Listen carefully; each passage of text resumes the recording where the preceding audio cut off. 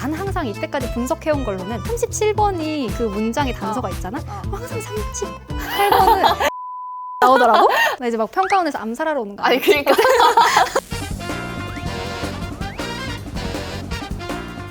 그러면 우리가 이제 수준별로 중하위권 학생들이 각각 어떤 식으로 영어 독해를 공부를 해야 되는지에 대해서 한번 효진이가 알려줄 수 있어? 일단 하위권 친구들은 문장 하나하나를 해석하는 연습이 많이 필요해.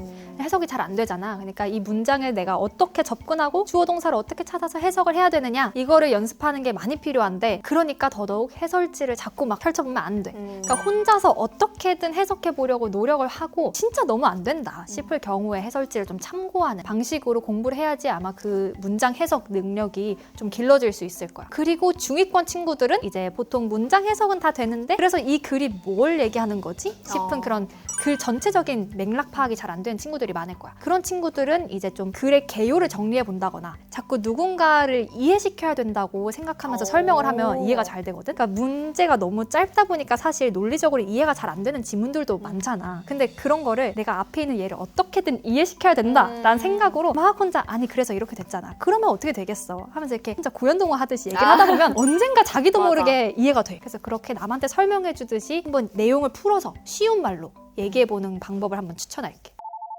그러면 이 독해 문제를 풀 때 어떤 식으로 해야 이 시간을 단축해서 빨리 풀 수 있는지 한번 알려줄래? 일단 모의고사는 시간 단축 제일 중요하잖아. 맞아. 그래서 난 좀 유형별로 전략을 세워놓는 게 중요하다고 생각하거든. 그래서 그 유형별 전략을 좀 몇 가지 알려줘. 내가 실제로 사용했던 방법들인데, 일단 어법 문제부터 그 뒤에 요약문 한 40번쯤까지 좀 유형별로 전략을 알려주자면, 일단 어법 문제 너는 몇 번부터 읽어? 선지? 나 밑에서부터? 그치? 이건 맞아. 알고 있는 친구들도 많을 거야. 어법 문제는 무조건 5번부터 읽는 게 나는 좀 시간 단축에 효과적이라고 맞아. 생각해. 왜냐면 1번이 답인 경우는 거의 많지 않기 없어. 때문에 5번부터 읽어 나가면 된다. 어휘 문제는 사실 근데 글의 흐름이 제일 중요한 글이기 때문에 그건 딱히 전략은 없고 진짜 이해하면서 읽는 게 중요한 문제. 그 다음 빈칸으로 넘어가 보면 빈칸 문장을 먼저 읽으면서 그래서 내가 뭘 찾아야 되나를 생각하고 처음으로 가서 글을 읽기 시작하는 거. 그리고 나서 선지를 보러 가기 전에 꼭 항상 그래서 빈칸에 어떤 내용이 들어가야 될까를 한국어로 먼저 정리를 하고 선지를 보러 갔어. 그걸 안 하고 가면 다 답 같아 보이거든? 맞아. 그렇기 때문에 그래서 여기는 필자의 뭐 주장과 반대되는 내용이 들어가야겠구나. 뭐 이런 걸 생각하고 그것만 하고 가도 답이 좀 더 빨리 보여. 그래서 그 생각하는 시간 아까워하지 말고 오히려 그 시간이 있는 게 문제풀이 시간을 단축할 수 있다. 순서는 나는 무조건 일단 네모칸 먼저 읽어야지 당연히. 그 다음에 ABC가 있잖아. B를 먼저 봐. 이건 근데 많이 알고 있는 친구들도 있을 것 같아. 왜냐면 A가 처음인 경우는 그치, 거의 못 없지. 봤어. 그래서 B랑 C를 먼저 보는 거야. 그러고 나서 B, C 중에 1번이 뭘까를 고르고, 만약에 B가 1번이다. 그럼 A, C가 남잖아. 그럼 그 다음에 A를 읽고 순서를 맞추는 거지. 그치. 그 방법이 좀 시간 단축에 좋았던 것 같고, 문장 삽입 유형은 단서 유형이 두 가지인데, 첫 번째는 주어진 문장에 단서가 있거나 아니면 주어진 문장이 아니라 그 글의 흐름을 가지고 어색한 부분을 찾아야 되거나, 그 두 가지 경우인데, 일단 그럼 주어진 문장을 보면서 단서를 찾아. 뭐 대명사가 있다, 아니 뭐 however이 있다, 이런 거 있으면 표시를 해. 중요하지. 그럼 그거를 가지고 이제 뭐 이 대명사가 가리키는 게 전 문장에 있어야겠지 하면서 답을 고를 수도 있고, 근데 주어진 문장에 단서가 하나도 없어. 대명사가 없어. 그러면 글을 읽으면서 문장과 문장 사이에 그 흐름이 자연스러운지에 집중을 하면서 읽어야 되는 거야. 난 항상 이때까지 분석해온 걸로는 37번이 그 문장의 단서가 있잖아. 항상 38번은 하나씩 나오더라고. 그러니까 하나는 뭔가 주어진 문장에서 단서가 있었다면 그 다음에는 보통 이제 흐름에서 약간 찾으면 잘 풀리는 경우가 많았어. 근데 이건 오피셜은 아니고 그냥 나의 추측이었던 걸로. 근데 맞는 말인 것 같은데? 맞을 수도 있어. 나 이제 막 평가원에서 암살하러 오는 거 아니 그러니까 그리고 마지막 요약문은 많이들 그러겠지만 요약문 먼저 읽고 내용을 정리한 다음에 글로 가서 이제 좀 빨리 고를 수 있게. 근데 어디까지나 먼저 그 문장을 먼저 읽었는데 이해가 안 돼도 괜찮아. 그러면 그냥 글 처음부터 읽으면 되고. 효진이가 이렇게 말을 할 수 있는 데에는 얼마나 많은 모의고사를 풀었겠어요. 무조건적으로 일단 문제를 많이 풀어보는 게 결국에는 시간을 단축하는 데도 도움이 되지 않을까라는 생각이 들고, 나 같은 경우에는 사실 듣기를 사실 틀린 적이 별로 없었어. 그래서 나는 듣기를 하면서 뒤에 문제들을 많이 처리를 했었거든. 근데 그게 사실 단축하는데 가장 좋은 방법인 것 같기는 해. 근데 그러다가 꼭 문제 풀다가 듣기 첫 부분 놓쳐서 듣기 틀리는 친구들이 있거든. 안 돼. 그건 안 돼. 그건 안 돼. 듣기가 어려우면 듣기라도 다 맞추자. 실제로 영어 문제를 풀었을 때 어떤 식으로 하면은 좀 시간을 절약할 수 있는지 그거를 한번 알아보도록 할까? 문제를 풀 때 시간 단축할 수 있는 걸 3가지 스텝으로 얘기를 해줄 텐데 일단 처음에 문제를 만났을 때 어떻게 해야 하는지 그 문제를 풀 때 어떻게 풀어야 되는지 그리고 마지막에 뭐 검토할 시간이 있다 그러면 어떻게 검토를 해야 되는지 이렇게 나눠서 설명을 해봐 줄게. 실제 문제를 좀 보면서 같이 풀어보려고 하는데 일단 작년 수능에서 32번 빈칸 문제를 내가 하나 골라왔어. 처음 문제를 만났을 때는 유형별 전략대로 접근해야 돼. 내가 유형별로 어떻게 접근할지 전략을 다 세워놨을 거 아니야. 뭐 예를 들어서 순서 문제의 경우에는 네모 제시된 거 읽고 뭐 B로 먼저 간다거나 아니면 빈칸 문제는 뭐 빈칸 문장을 먼저 읽는다거나 그치. 이런 전략이 있을 텐데 일단 얘는 빈칸 문제니까 빈칸이 있는 문장을 먼저 읽는 걸로 가볼게. 그러면 여기 시작하면 되겠지. 뭐 cities drive taste change because they 빈칸이 이렇게 있어. 그럼 되게 간단하지. cities drive 이끈데 뭐를 taste change 취향 변화를 왜냐하면 그들이 뭐 하기 때문에. 그럼 여기서 they는 뭐 cities일 테니까 그럼 우리는 이걸 먼저 읽으면서 아 도시들이 취향 변화를 이끄는 이유가 뭘까를 찾으면 되는구나 라고 정해놓고 이제 문제를 읽으러 가는 거지. 근데 만약에 뭐 빈칸이 있는 문장이 너무 어려워서 해석이 잘 안 된다 그런 경우도 있을 수 있어. 그럴 때는 그냥 당황하지 말고 처음부터 차근차근 읽으면 돼. 그 다음 이제 문제를 딱 풀 때는 어떻게 하냐면 이해할 수 있는 문장에 집중하자. 사실 모든 문장을 읽어야만 문제를 풀 수 있는 건 아니잖아. 맞아. 우리가 그러니까 딱 핵심 문장이 있고 사실 몰라도 넘어가려도 되는 문장이 있단 말이야. 근데 그런 것들에 좀 이렇게 힘 조절을 하면서 읽어야 되는데 일단 그럼 처음부터 읽기 시작하는 거야. 쭉쭉쭉 읽어가. 읽어가다 보면은 사실 요 문제는 이 한 3번째 문장까지만 읽어도 풀 수 있어. 근데 여기까지는 좀 비교적 쉽게 이해할 수 있거든. 사람들이 뭐 다 주변에 있고 싶어 했다. 그리고 그들로부터 배우고 싶어 했다. 이 뒤에 가다 보면은 뭐 in a manner not unlike transmissible disease 막 어려워진단 말이야. 그럼 여기를 쫙쫙쫙쫙 읽다가 여기까지 예를 들어서 해석을 했어. 그럼 요 뒤에 이 뭐라는 거지 하다가 이해가 잘 안 되면 그냥 건너뛰는 거야. 그 다음 문장을 먼저 읽어봐도 되고 이런 식으로 좀 해석이 안 된다고 당황하지 말고 그 다음으로 과감하게 넘어가는 걸 좀 택했으면 좋겠어. 그런 방법을. 왜냐면 뒤에 걸 먼저 읽었을 때 앞에 게 쉽게 이해될 수도 있거든. 아니면 앞에 어려운 문장이 필요가 없는 문장이었을 수도 있고. 그래서 사실 여기 보면은 이 도시들이 왜 취향 변화를 이끄는가 보면은 도시들이 지금 뭐 social possibility의 다이나머스였다라고 하면서 뭐 슬랭도 나오고 이렇게 해. 쭉쭉쭉 지금 중요한 부분만 볼게. 그러면 all those different people so frequently exposed to one another. 그러니까 여기 지금 자주 서로에게 노출되는 다른 사람들의 뭔가 성장인 것 같지? 이렇게 퍼져나가는 거. 그럼 사실 우리는 찾은 거야. 이 뒤에를 사실 몰라도 풀 수 있어. 그러면 아까 왜 시리즈가 이런 취향 변화를 이끄냐라고 봤더니 이 시티에 많은 사람들이 살고 있고 많은 사람들이 서로 주변에 있기 때문에 사실 첫 문장에부터 나오잖아. 맞아. 심지어 같은 단어야. 그니까 맞아. 그게 딱 포인트야. 내가 동그라미 쳐놨지. 그래서 요 뒤에가 이해가 안 되다 보면은 그냥 여기 앞에서 끊고 혹시 앞에 거만으로도 답을 유추할 수 있나? 한번 멈춰서 생각을 해보는 거야. 그러고 답을 고르러 가보면 exposed랑 똑같은 exposure 단어가 있고 2번을 고를 수가 있단 말이지. 그래서 이 친구들이 문제를 풀 때 모든 걸 다 읽어야지 처음부터 끝까지 읽어야지 하지 말고 이해가 안 되면 넘어가고 이해가 된 문장들만 가지고 답을 고를 수 있나? 잠깐 멈춰서 생각하는 시간을 가졌으면 좋겠어. 그리고 마지막에 이제 스텝 3 검토할 시간이 있다 하면은 확실한 근거를 좀 찾아보는 거지. 보통 이제 그냥 문제를 읽다가 내용을 이해해서 답을 고르고 넘어갈 거 아니야. 근데 검토할 시간이 있으면 요 부분에 이 힌트가 있었지. 그리고 밑에를 더 읽다 보면 여기에도 where the most people heard and talked to the most other people. 그래서 그냥 사람들께 접촉이 많았다 이런 부분이 나오거든. 그럼 요것도 딱 힌트인 거잖아. 그리고 exposed에도 동그라미 칠 수가 있고. 그렇지. 이렇게 확실한 근거를 찾아서 검토를 하면은 틀릴 확률이 거의 없다. 그리고 이런 검토하는 작업은 오답할 때 또 꼭 거쳤으면 좋겠는 과정이야. 근데 이렇게 핵심 문장만 찾아서 하면은 사실 시간이 그리 오래 걸리지 않을 것 같아. 빈칸 맞아. 문제여도.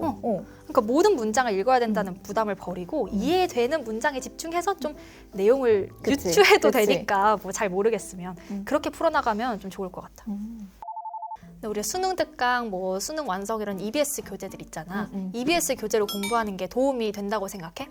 당연히 일단 고3 학생들한테는 무조건적으로 도움이 되겠지. 뭐 고1, 고2 친구들은 사실 많은 지문들을 읽어보는 게 제일 중요하기 때문에 가리고 말고 할 상황은 아니어서 많은 걸 보는 게 좋겠지. 근데 EBS 지문들 자체가 워낙 깔끔하고 군더더기도 없고 그 다음에 배경 지식과 같은 것들도 쌓을 수 있는 그런 심리, 뭐 과학, 뭐 역사, 철학 이런 지문들이 굉장히 많이 나와 있어. 유형별로. 다 묶어놨잖아. 맞아. 그래서 나는 실제로 입시 준비를 할 때도 그런 그런 내용들을 뭔가 써가지고 면접을 준비를 한다거나 했던 경험이 있었거든. 그래서 그런 좋은 지문들이 되게 많기 때문에 그런 책으로 한번 공부를 하는 게 조금 다른 책보다는 더 도움이 되지 않을까 하는 생각이 들었어. 맞아. 진짜 유형별로 그렇게 나뉘어져 있다는 게 제일 큰 장점인 것 같고, 또 그렇게 모의고사 그런 지문에 나올 법한 그런 주제들을 만나잖아. 다양하게. 난 그 주제들에 익숙해질 수 있게 도움을 준다는 점에서 EBS 교재가 가장 큰 메리트를 가지고 있다고 생각하거든. 내가 어디선가 한번 들어봤거나 좀 본 적 있는데 한 것 같은 주제를 만나면 그냥 자신감이 생겨버리잖아. 맞아, 자신감이 일단. 생겨. 근데 진짜 자신감이 중요하거든, 영어 지문. 그 쫄면 갑자기 뉴턴 나왔는데 뉴턴을 내가 뭐 본 적이 없어. 그래서 그러면 쫄거든. 맞아. 그래서 그런 것들을 좀 간접적으로 미리 경험할 수 있다는 점에서 EBS 교재가 좀 많이 도움이 되는 것 같아. 사실 요즘에 간접 연계다 하면서 오히려 EBS 교재를 별로 안 중요하게 생각하는 친구들이 많은 것 같은데, 나는 간접 연계이기 때문에 그 맞아. 주제들에 익숙해지기 위해서 EBS 교재를 활용하는 게 더 중요하다고 생각해. 그럼 이 독해 문제는 어떻게 풀고 어떻게 활용하면 좋을까? 이거는 문법이랑 거꾸로 생각을 하면 돼. 내가 아까 문법 문제를 독해 문제로 나왔을 때 어떤 식으로 나올 것인가에 대해서 한번 생각을 해보면 활용을 하기가 좋다고 했잖아. 거꾸로 독해 문제는 문법적으로 봤을 때 어떤 우리가 외워야 될 요소들이 있는지, 좀 주의 깊게 봐야 될 요소들이 있는지를 한번 체크를 해보면 좋을 것 같아. 사실 문법을 완벽하게 몰라도 이 흐름만, 내용의 흐름만 알고 있다면 풀 수 있는 독해 문제들이 은근 좀 있어. 그러면 우리가 문법 요소들을 그냥 지나치고 넘어갈 때가 많은데, 그런 부분들을 한번 다시 복기를 해보면서 정리를 해두면 확실히 나는 활용을 더 잘할 수 있다고 생각해. 나도 이 독해 문제는 독해 능력을 기르기 위한 그런 수단이기도 하지만 어휘나 문법을 가장 효과적으로 학습할 수 있는 자료라고 맞아. 생각하거든. 예문이 당연히 있으니까 맥락 안에서 어휘도 외우고 문법도 학습할 수 있는 거잖아. 그래서 독해 문제를 항상 풀고 나면 모르는 단어가 있었다면 뜻을 찾아서 꼭 외워주고, 해석이 안 되는 문장이 있었다면 어떤 구문에 내가 익숙하지 않았는지 그걸 보고, 또 모르는 문법이 있었다면 그것도 추가적으로 한번 개념 정리도 그치. 다시 해주고, 그렇게 활용하면 좋을 것 같아.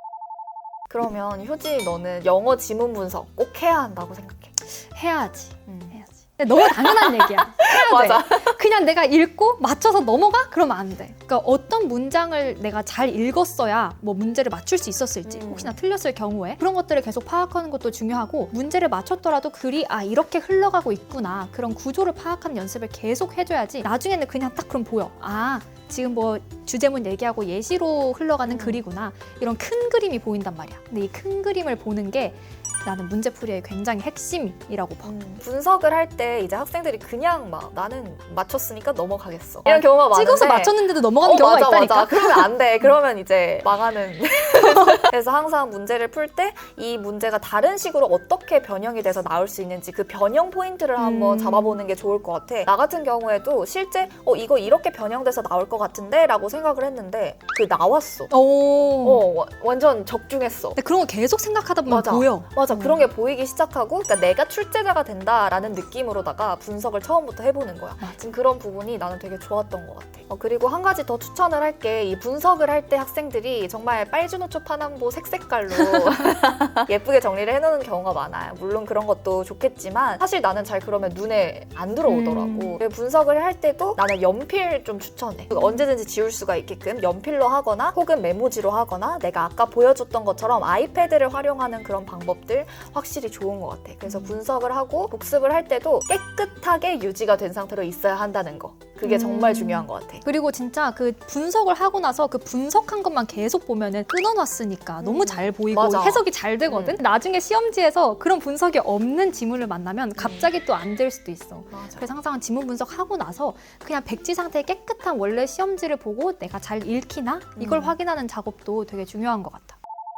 그럼 이런 독해 문제는 어떻게 분석하고 어떻게 복습하는 게 좋을까?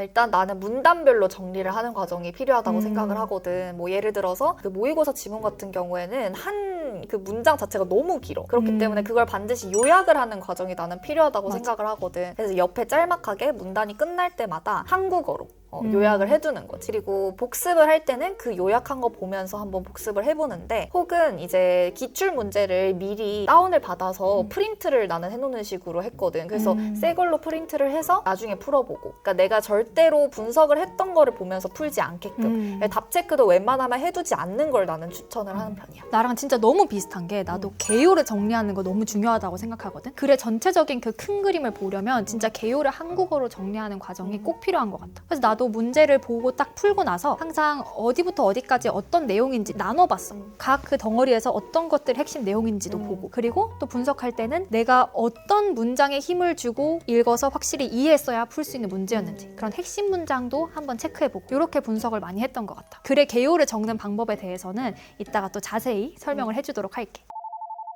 이건 이제 내가 실제로 오답을 어떤 식으로 정리를 했었는지 한번 보여주려고 갖고 왔는데 이것도 2020 수능이야.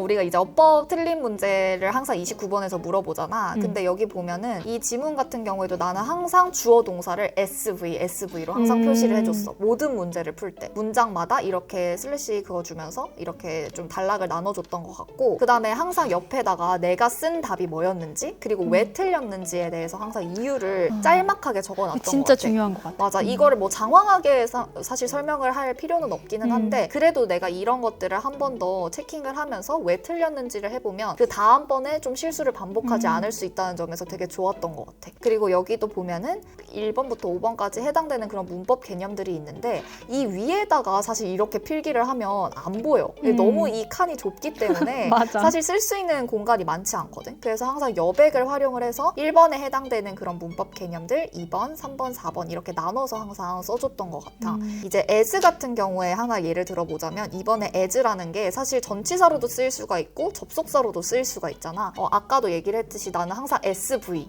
이 표시를 꼭 해줬었거든. 근데 뒤에 보면은 SV 주어 동사 관계가 나와. 그래서 이 as가 여기에서는 접속사로 사용이 됐구나 라는 거를 확실히 파악을 할 수 있었던 거지. 그래서 이 어법 문제를 풀 때는 항상 주술 관계를 무조건 파악을 하고 들어가라 라는 거를 추천을 하고 싶어. 여기도 수학 기호 있네. 따라서. 맞아. 수학 킹이었나 봐. 그러면 효진이 너는 듣기는 어떤 식으로 공부를 했는지 알려줄 수 있어? 일단 나는 어렸을 때 막 애니메이션 많이 본 게 있으니까 따로 공부를 하진 않았지만 이제 과외하는 친구들, 듣기를 좀 어려워하는 친구들을 어떻게 시켰냐면 꾸준히 풀게 했어. 듣기는. 나도. 진짜 그거는 꾸준히 귀를 계속 트여 있게 하는 수밖에 없거든. 듣기가 많이 약하다는 친구들은 뭐 일주일에 한 2세트씩 이렇게만 풀어도 좀 좋을 것 같아. 귀찮을 수 있지만 그래도 이건 정말 꾸준히 해야 늘어. 뭐 예를 들어서 모의고사가 일주일밖에 안 남았다. 그러면 일주일 전부터는 그냥 매일 하나씩 푸는 거야. 뭐 기출문제여도 좋고 아니면 수능 특강도 듣기만 모아놓은 게 따로 있거든. 그걸 사도 좋고. 그리고 또 중요한 게 모의고사를 보고 나서 내가 듣기를 틀렸어. 그럼 듣기 틀린 건 생각보다 오답을 안 하는 친구들이 많거든. 맞아. 근데 이것도 꼭 그 EBS 사이트 들어가서 mp3 다운 받아서 다시 풀어봐야 돼. 듣기도 오답을 하는 게 중요하다. 맞아.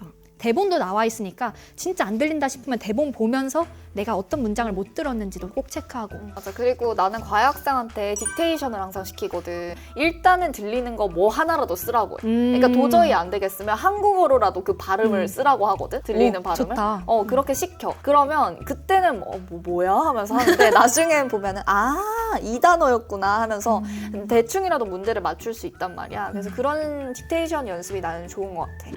입시나 공부에 대한 고민을 공유하고 또 저희들에게 간단한 질문을 할 수 있는 오픈 채팅방이 있는데요. 어떻게 들어가냐? 카카오톡 앱을 켜시고요. 가운데에 말풍선 2개 있는 곳에 들어가시면 오픈 채팅란이 뜹니다. 이곳에 스튜디오 S를 검색하신 후에 그룹 채팅을 누르시면 서울대생과 함께하는 스튜디오 S가 뜹니다.